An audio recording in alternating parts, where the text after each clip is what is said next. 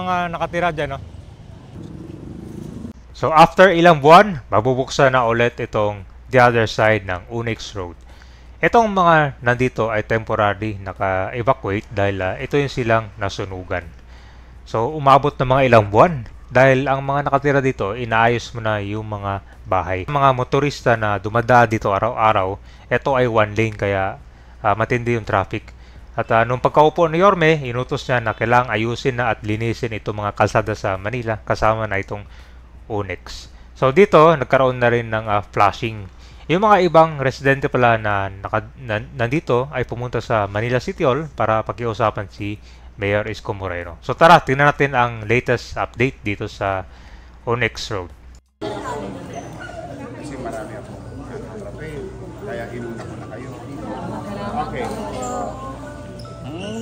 Abril pa kayo na sulit. May nakaupo naman, no? Abril, Mayo,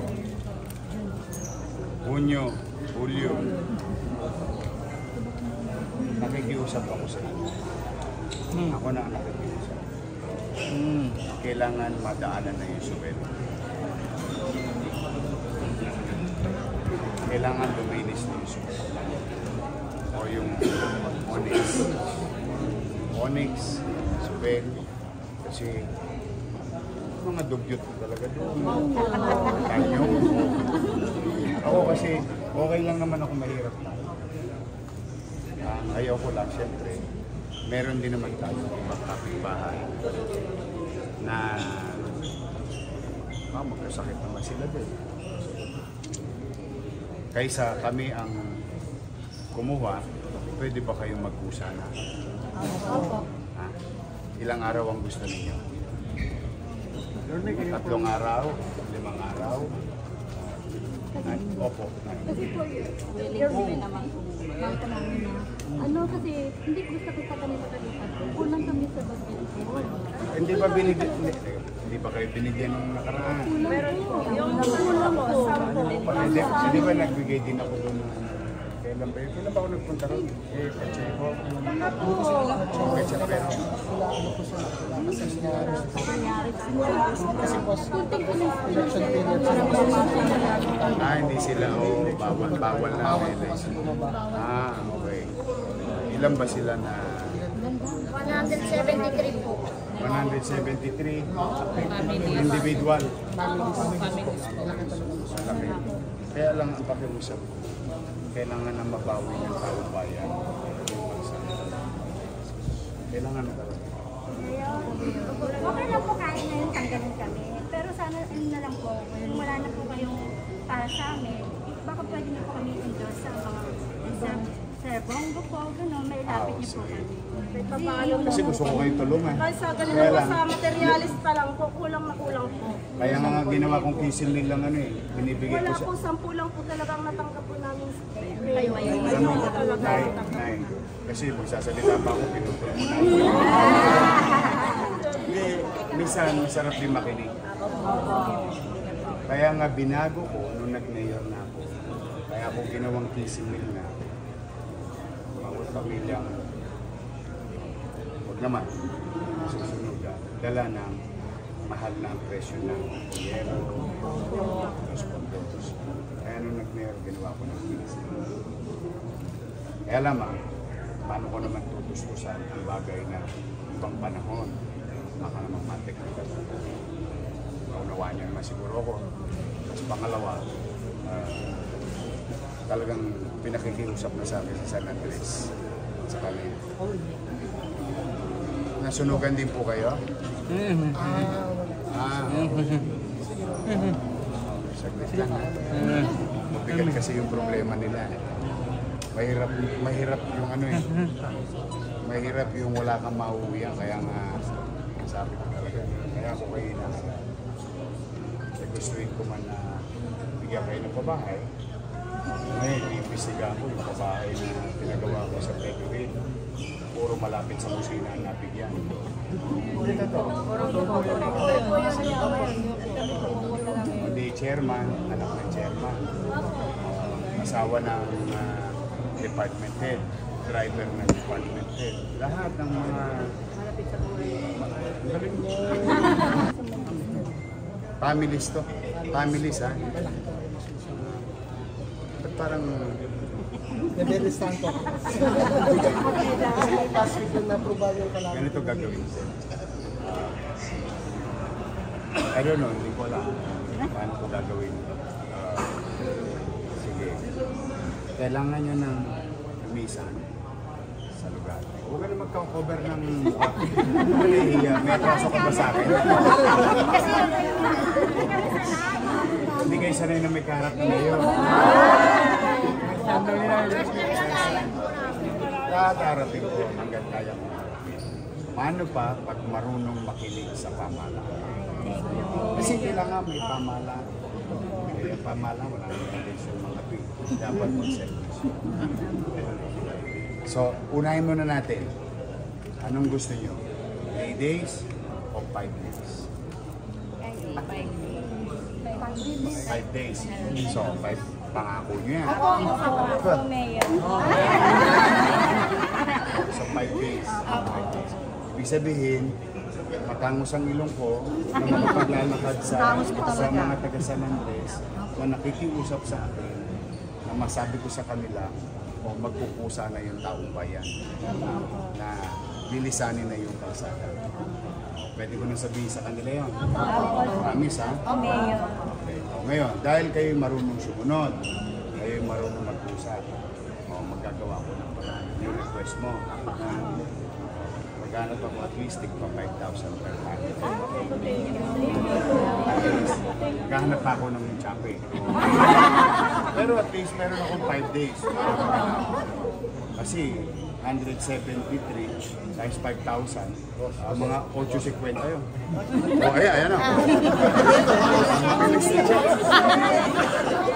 Yung mga konsel nyo, bibilis eh. Maghahanap ako nito. Pero at least meron akong 5 days. May listahan ko. So, pupuntahan ko kayo personal. So, kung ano man yung may tutulong kong kaunti, o ipandagdag nyo na doon sa akin. Pero naunawaan niyo naman kung saan ako nagagaling. Kailangan kong ibalik sa pangkalahatan yung kalsada. Walang problema po. Kita nyo, kung hindi nyo ako sinaga ngayon, hindi na-resolve ang problema. So, I will see you within 5 days. Ang ina-expect ko, maglalakad na ang utaw. Promise po. I love you.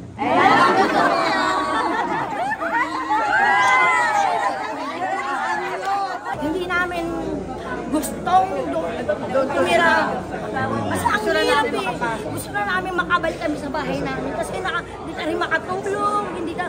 Mas maganda yung nasa bahay ka eh. Nasa labas ka. Mainit, kawawa yung mga bata na nag-school. Saan kalsada yun, ma'am? Saan kalsada yun? Sa Onyx, malapit sa Dagunan. Onyx. Alright guys, so magandang umaga. Nandito na tayo sa Onyx. Nating kabay, napapansin nyo yung naka-temporary evacuate sa Onyx. Matagal na yun silang nandyan. Na hanggang sa itong kalsada, nasarado na, ilang buwan na yung nakalipas. So ang mangyayari nito, yung mga sasakyan, sa kabila sila dadaan. Good news dahil aksyonan na ni Yorme yung mga nakatira dyan. So ngayon ay may ginagawa ditong flashing dito sa mga sentrela at saka kalsada.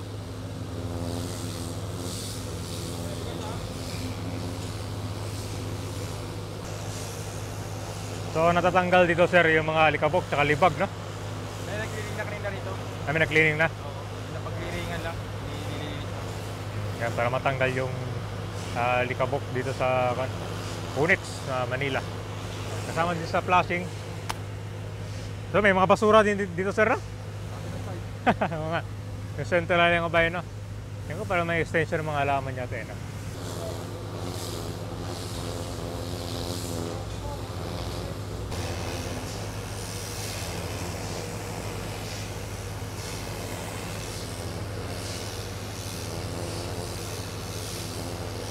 Puntahan na natin itong kalsada. Sarado. Ito na yung mga nakatira dyan, no? Ito na yung aksyon na ni Yorme. Ang tagal na pala nito. Nung nakarang administrasyon pa. Nasunugan kasi itong mga kabayan dito eh. Mahaba na. Napuntahan ko pa to dati nung kwan talaga eh. Nasunog.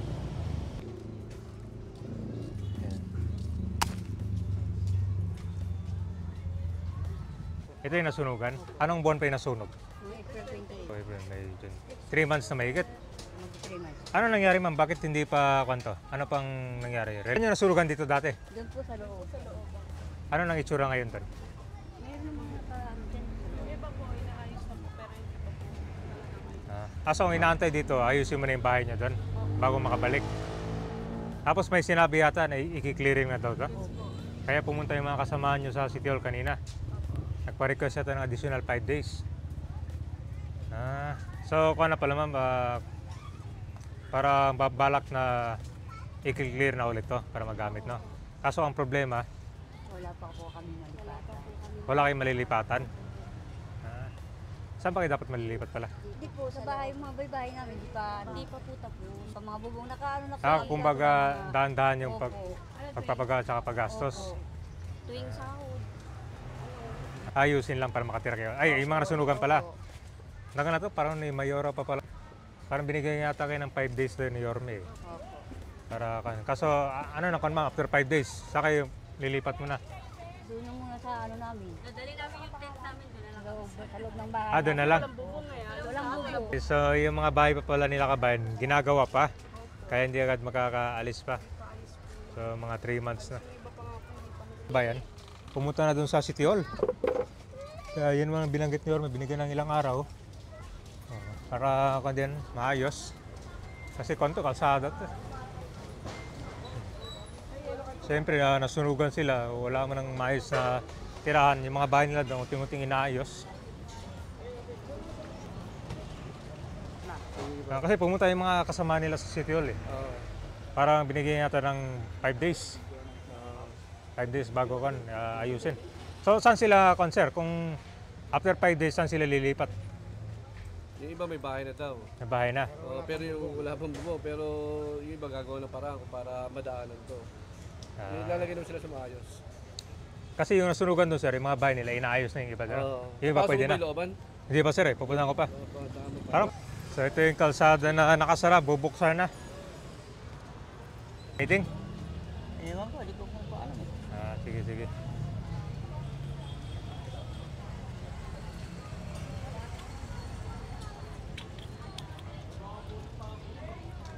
So, dito oh.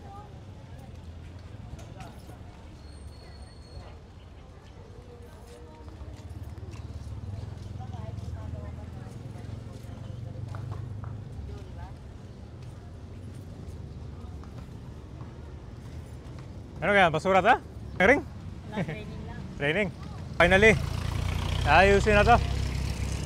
Kaya naging tugyot. So naging tambakan na rin siya ng basura. Saka kung ba? Matagal na rin sila dito na. Yung mga sakyan dito lang sa kabila dumadaan.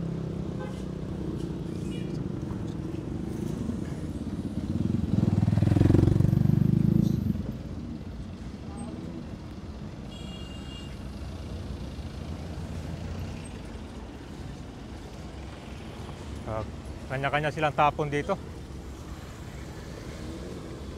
Ngayon gabi, napay natin na. After ito, ma-clear ulit.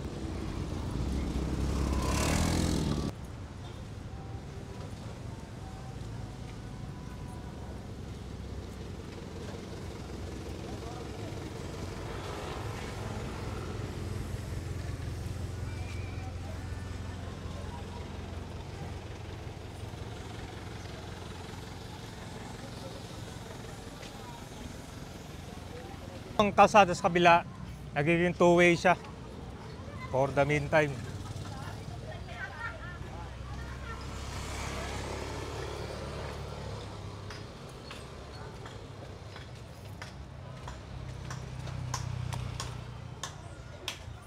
Ginagawa tayo mga bahay. So kumbaga kan. Pumunta yung mga kasamahan nyo sir sa City Hall kanina eh. Oo, pumunta. Parang kanya bibigyan ng ilang araw na lang yata. Ano lang, bali yung dito hanggang Linggo, Lunes, kailangan clear na rin. Hanggang kailan? Hanggang 5 days eh. O, 5 days 1, 2, 3, 4, 5. So hanggang Sabado na lang. Galing Ah. kasi lalo sila So hanggang Linggo na lang. So kailan yung clearing dito? Monday. Monday. Sure na yung Monday. Next Monday may clearing. Okay guys, so tingnan natin, ito yung nasunugan pala dati. Yung ibang bahay ginagawa na.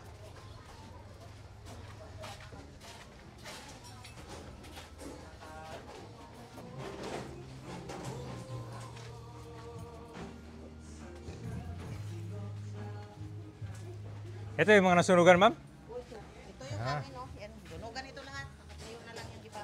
Malaki din pala. Laki hanggang doon. Malaki din pala gastos ito. Talaga. Namin, ngayon pa nga ako nag-ano ito. Sunog talaga yung amin. Yung dating bahay niyo, ma'am, gawa sa kahoy o semento na? May simento sa baba, ang kahoy lahat. Kaya yan, oh, sunog lahat. Bago na to. Yung sunog ko, ayan, nakita mo yung sunog. Natira yan. Kaya pinagdagdag-dagdag ko na lang para kami makapagtayo. 3 months, ma'am. Kayo, ma'am, dito na kayo nakatira o doon sa kalsada? Yan. Sa kalsada mo na? Ito ngayon, ito, nagawa na dito. Pero ba alisin na kasi dyan? Alisin na 3 araw na lang dyan, kaya nag-ayos-ayos yung mga tao. Ano to? Squatter area ba to dito?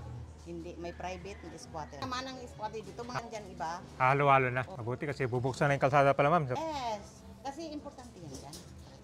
Oh, importante nga. Ang dumi-dumi kasi kailangan na lilipat na kami lahat dito para wala na malinis na dyan. Ano na makita niyo yung kagandahan, di ba? No, kasi kaya nga ayos na kami lahat kahit may kubo-kubo, makatira na. Para hindi na, wala na dyan sa labas. Ngayon dito, pinagkaiusap ni Mayor. Kayo kasi malinis na doon sa iba, kami naman ang dumi, di ba? Ang lahat malinis. Gawin ngayon, magbigay na lang siya ang palugit para maayos. Kasi pag hindi siya magbigay pagulugit, nandoon pa rin, ano gagawin? Ganun pa rin ang dumi, di ba? Ngayon kasi ang siningi namin, kahit paano, kunting tulong para kahit paano may pangbubong, may pang ano, di ba? Financial. Kaya Magbibigay ba? Ngayon nagpunta dyan yung DSWD. Sana Lord magbigay para kahit paano maibsan yung mga nasunugan. So finally, after ilang buwan, marami na rin kasing nag-request ito kay Yorme na bubuksan yung kalsada. Kasi ang nangyari dito, nagiging dugyot na siya. Nakita mo na yung paligid, di ba? Puno siya ng basura. So abangan natin yung next update dito.